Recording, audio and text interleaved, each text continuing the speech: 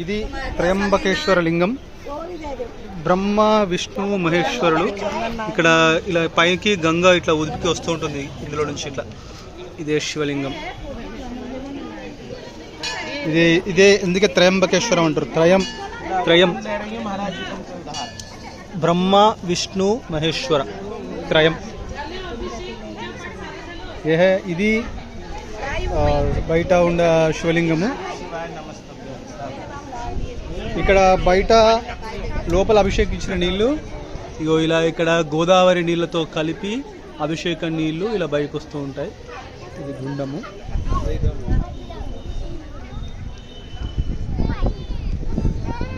ఇది టెంపుల్కి ఆర్కిటెక్చర్. ఇది